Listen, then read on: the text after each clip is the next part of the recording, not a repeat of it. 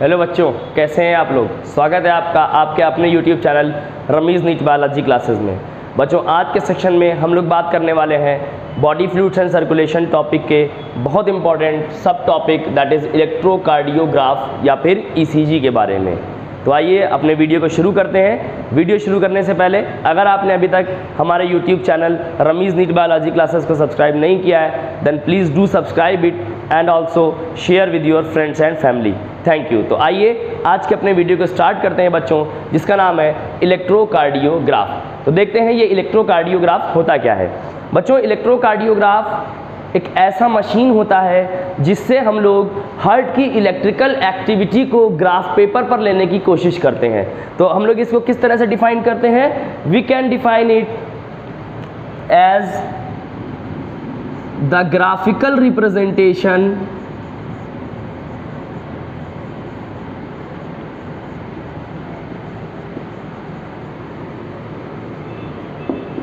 of electrical activity of heart is known as electrocardiograph. इसको हम लोग बच्चों क्या कहते हैं? ईसीजी कहते हैं। इसको क्या कहा जाता है बच्चों? ईसीजी कहते हैं। अगर हम लोग बात करते हैं डिस्कवरी की, तो दिस वाज या फिर ECG was discovered bye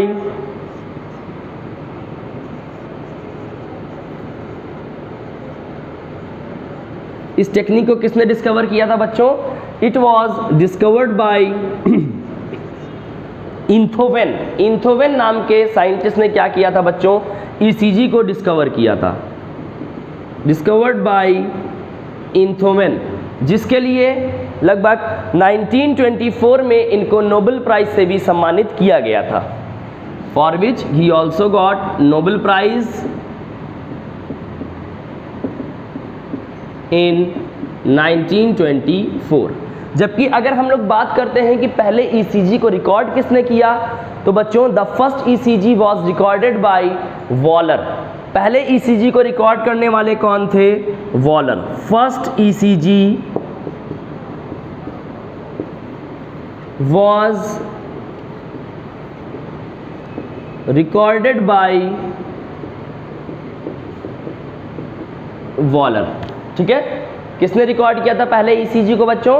Waller ने रिकॉर्ड किया था।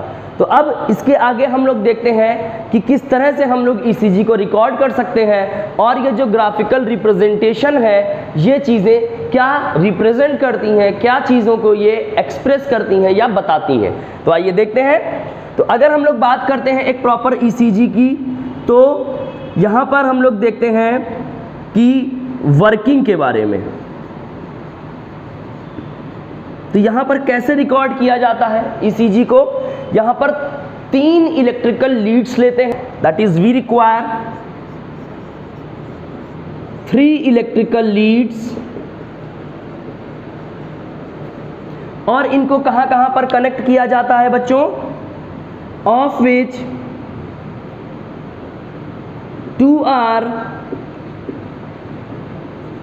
connected to the both wrist। 2 जो है कलाई में लगा देते हैं 2 लीड्स को, and 1 is connected to the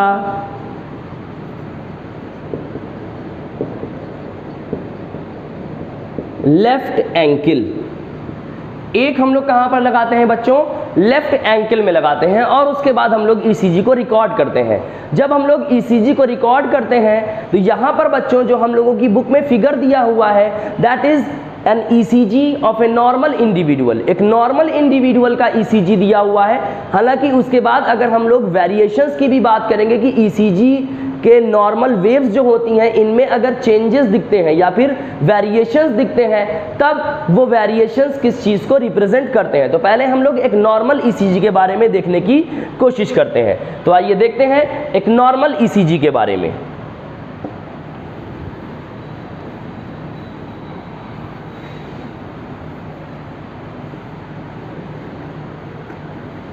So let us see how a normal ECG is drawn.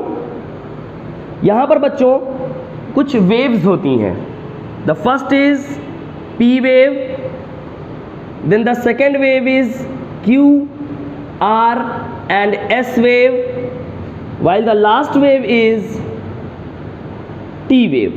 यहां पर देखिए कौन कौन सी वेव दिख रही है बच्चों हम लोगों को, P wave, then Q, R, S wave and this is the T wave।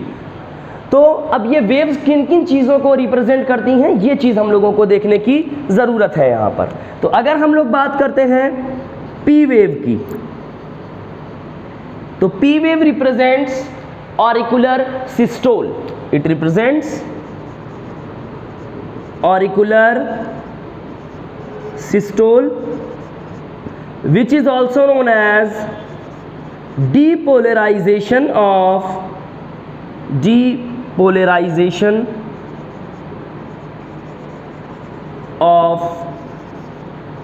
auricles या एट्रियम भी आप कह सकते हैं।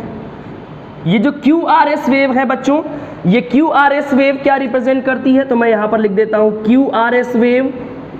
This QRS wave represents ventricular systole, it represents ventricular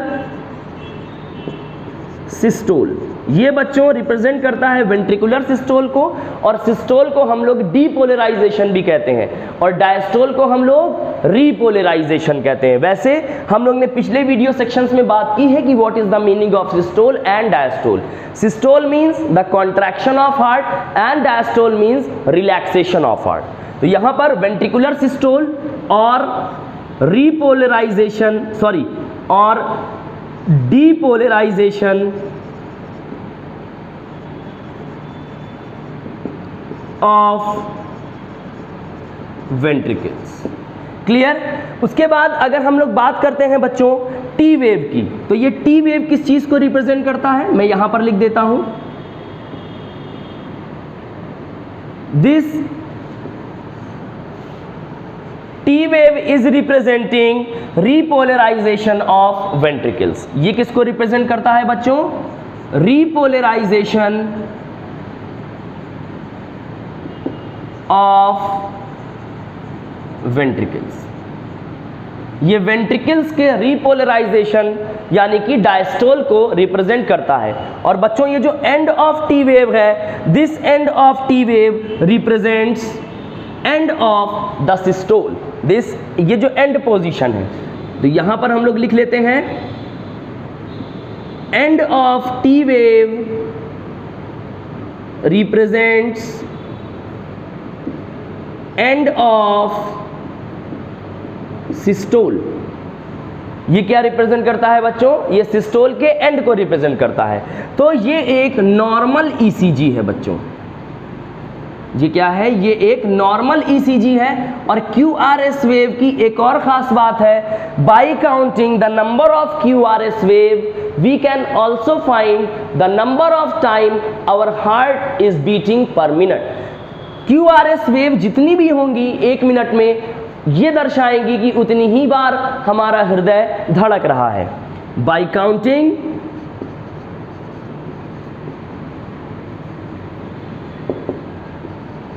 number of QRS waves one can find heart rate. एक व्यक्ति heart rate को find कर सकता है। ये कंडीशन बच्चों एक नॉर्मल ईसीजी की होती है। लेकिन अब क्या होता है, अगर एबनॉर्मेलिटीज क्रिएट हो रही हैं, यानी कि इस पी वेव का शेप बदल रहा है या फिर क्यू आर का शेप बदल रहा है या एस टी का, यानी कि इन वेव्स में कोई भी चेंजेस अगर आ रहे हैं, then these changes are representing different kind of abnormalities which are being created in our heart, either due to the abnormal activity of heart और due to the improper oxygen supply. या तो हमारा heart ठीक से काम नहीं कर रहा है, वहां पर कुछ एबनॉर्मेलिटी हो गई है, या फिर क्या हो रहा है बच्चों, या फिर हमारे हार्ट को प्रॉपर ऑक्सीजन की सप्लाई भी नहीं मिल पा रही है। तो इस तरह से हम लोग देखते हैं अब किसके विषय में? About the abnormalities which we ऑफनली see in case of these waves. तो चलिए अब आगे देखते हैं change in shape of the waves. तो आइए, it is very important topic बहुत छोटा सा है, बहुत इजी है, लेकिन इससे कई बार हमारे नीट में और जो भी डिफरेंट बोर्ड एग्जाम्स हैं वहाँ पर क्वेश्चंस पूछ लिए जाते हैं। तो देखिए, पहला हम लोग देखते हैं enlargement of P waves.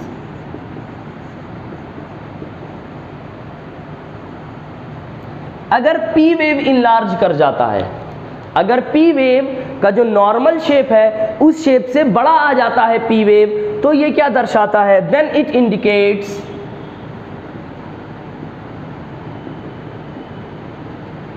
enlargement of auricles।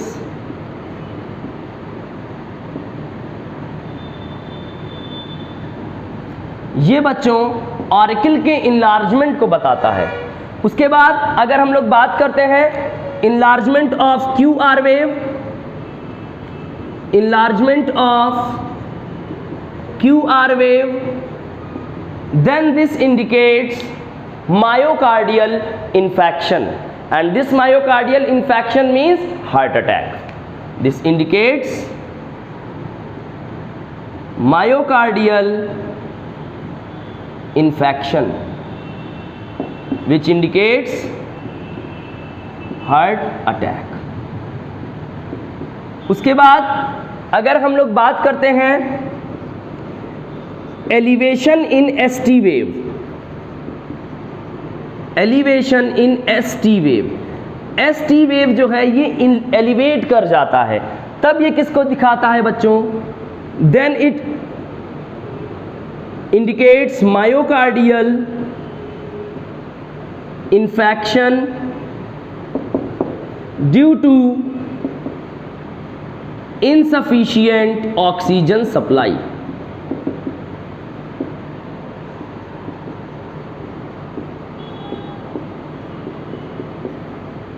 To heart muscles. उसके बाद अगर this ST waves get depressed, depression in ST wave, अगर ये एसटी वेव बच्चों डिप्रेस कर जाता है तब क्या होता है? Then the depression in ST waves indicates that our heart muscles are receiving insufficient oxygen. It indicates that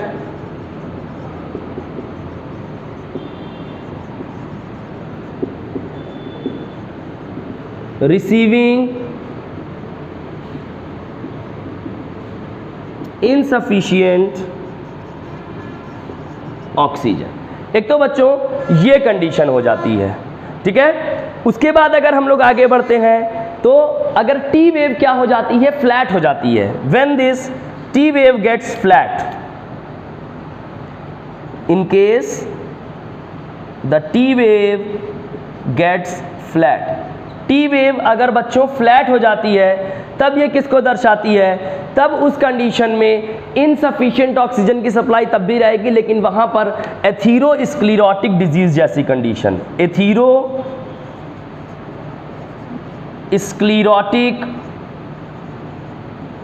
disease like conditions, इसको दर्शाता है। ये भी इनसफिशिएंट ऑक्सीजन सप्लाई है, ये भी किसकी वजह से बच्चों? इनसफिशिएंट ऑक्सीजन, ठीक है। When heart receives insufficient oxygen, यहां पर भी इनसफिशिएंट ऑक्सीजन की ही बात होगी। लेकिन ये एथीरोस्क्लेरोटिक डिजीज में बच्चों क्या होता है, यहां पर आप बिल्कुल जनरल लेवल पे अगर समझेंगे तो वॉल्व जो वेसल्स होती हैं वो ब्लॉकेज होने लगता है उनमें, ठीक है, ब्लॉकेज ऑफ वेसल्स। तो बस इतनी ही चीज़ें हैं जो हम लोग क्या कर सकते हैं, देख सकते हैं। और ये जो मशीनरी है, जो ईसीजी है बच्चों, ये कौन सा साउंड प्रोड्यूस करता है?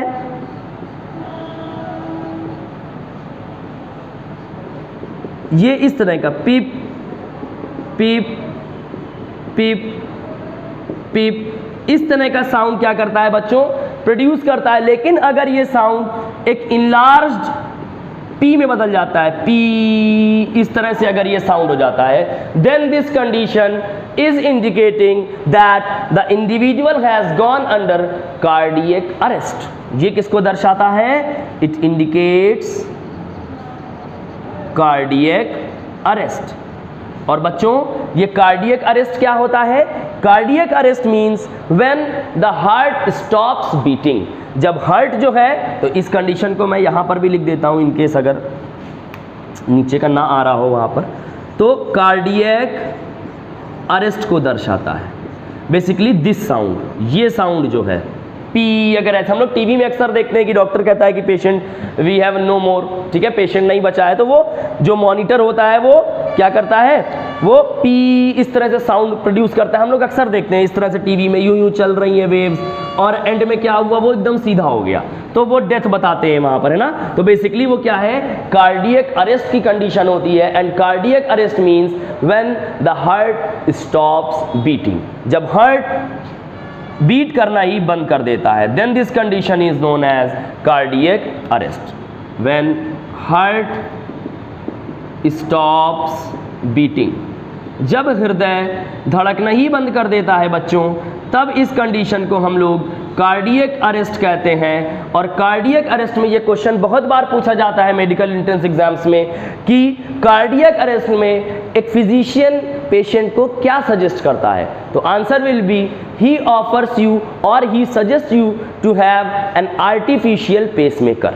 ठीक है, तो मैं यहां पर थोड़ा सा इरेज कर देता हूं, उसके बाद लिख देता हूं।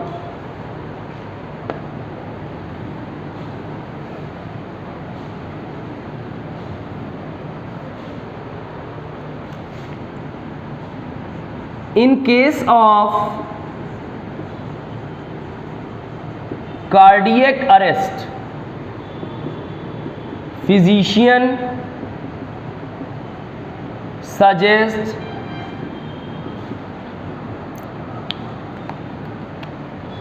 artificial pacemaker। आर्टिफिशियल पेसमेकर को वो सजेस्ट करता है। क्लियर? क्योंकि उस इंडिविजुअल का ऐसे नोड काम नहीं कर पा रहा है ठीक से, और हार्ट बीट को जनरेट करने का काम क्या है? ये काम किसका होता है? ये ऐसे नोड का होता है। हम लोग पिछले वीडियोस में बात कर चुके हैं जब मैंने आपको स्ट्रक्चर ऑफ ह्यूमन हार्ट पढ़ाया था। ठीक है, तो वहां पर मैंने आपको बताया था ऐसे नोड जो होता है ये राइट ऑरिकल के अपर लेफ्ट कॉर्नर में होता है, नोडल टिश्यू का मास होता है, और यही क्या करता है? हार्ट बीट को जनरेट करता है।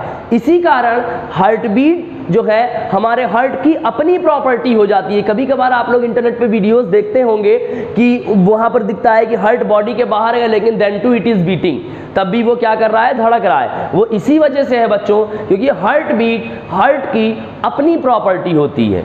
ठीक है, और ऐसी कंडीशन में हार्ट को हम लोग कहते हैं, जो हार्ट बीट होती है that is known as myogenic heart. और जब हार्ट बीट को नर्वस सिस्टम जनरेट कराता है तब उस कंडीशन को हम लोग कहते हैं न्यूरोजेनिक हार्ट। लेकिन ह्यूमंस में कौन सा है? मायोजेनिक हार्ट, यानी कि heart beat is the own property of our heart, हमारे हार्ट की अपनी प्रॉपर्टी है हार्ट बीट। तो यहां पर आर्टिफिशियल पेसमेकर को लगाया जाता है बिकॉज ऐसे node is not working properly. तो इस तरह से बच्चों ये जो भी मैक्सिमम क्वेश्चंस आपके इससे कवर हो जाएंगे। मेरे ख्याल में कोई भी क्वेश्चन आपका इस टॉपिक का इतने मटेरियल से बाहर नहीं जाएगा। तो आई होप आपको वीडियो अच्छा लगा होगा। अगर आपको हमारा वीडियो अच्छा लगा है तो हमको कमेंट बॉक्स में ज़रूर बताएं, और अगर हमारा वीडियो आपको ख़राब लगा है तो भी कमेंट बॉक्स में ज़रूर बताएं ताकि हम उस चीज़ को इम्प्रूव कर सकें। आप हमको टेलीग्राम पे भी फॉलो कर सकते हैं। हमारा टेलीग्राम चैनल है रमीज़ नीट बायोलॉजी क्लासेस। आप हमको अनअकैडमी पे भी फॉलो कर सकते हैं। वहाँ पर मैं नीट यूजी में बायोलॉजी पढ़ाता हूँ and I am having special classes over there which are absolutely free. वहाँ की क्लासेस की टाइमिंग मैं आपको एक बार बता देता हूँ। अनअकैडमी की टाइमिंग मैं आपको बता देता हूँ बच्चों, जिससे आप वहाँ पर भी क्या कर सकें, मुझसे जुड़ सकें और रेगुलर क्लासेस का पार्ट बन सकें। तो स्पेशल क्लासेस की टाइम जो है हमारी, ये special classes these are free, they are free for everybody. Class 12th की NCERT we are covering from 7:30 to 8:30 PM and class 11th NCERT we are covering from 9 to 10 PM। ये अभी का समय है, it could be change but फिलहाल यही समय रहेगा आपका, ठीक है। And we are covering it for both NEET 2021 2022 aspirants as well as boards 2021 as well as 2022 aspirants. तो इस तरह से हम लोग ने अपने आज के वीडियो सेशन को बच्चों कंप्लीट कर लिया है। आप हमारे चैनल को ज़रूर सब्सक्राइब करें और अनअकैडमी पे भी हमको फॉलो कर सकते हैं ताकि आपको वहाँ पर भी फ्री लाइव क्लासेस बिल्कुल मिल सकें अच्छे से। Thank you.